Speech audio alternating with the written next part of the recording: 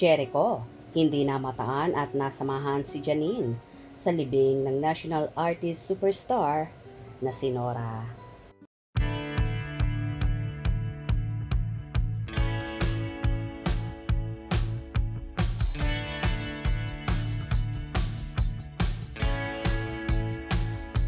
Tila hindi na nga nasamahan at namataan ang kapamilya aktor na si Jericho Rosales sa libing ng national artist superstar na si Nora Honor.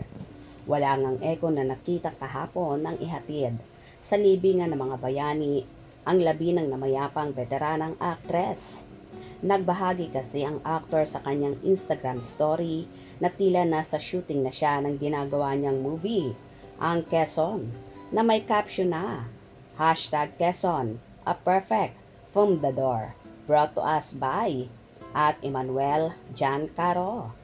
Samantala namata naman si Eko kasama ang nobyang si Janine sa huling gabi at lamay ni Ate Guy kung saan niyakapan ng mahigpit ni Eko si Matet at kinonfort ng todo.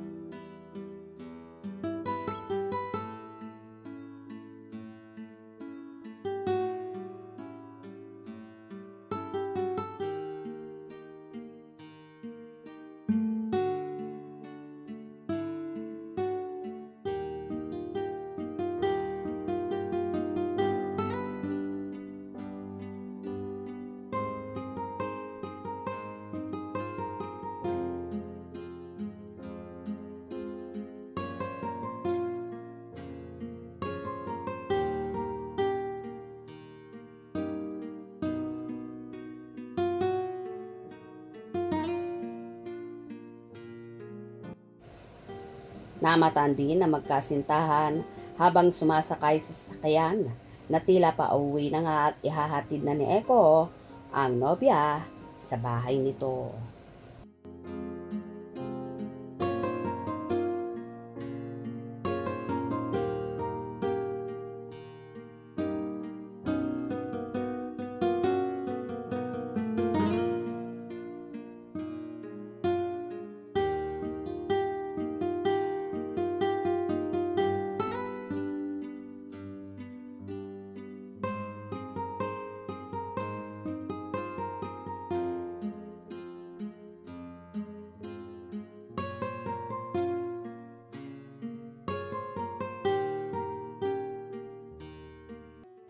Hindi man nasamahan ni Jericho si Janine sa libing ng pinakamamahal nating superstar. Lahat naman ng suporta at pag-aalaga ni Eko simula sa nobya hanggang sa pamilya nito ay naibuhos na niya. Start pa lang sa naging burol din ng namayapang Asia's Queen of Songs na si Miss Pilita Corrales kung saan namataan din ang aktor doon gabi-gabi sa lamay.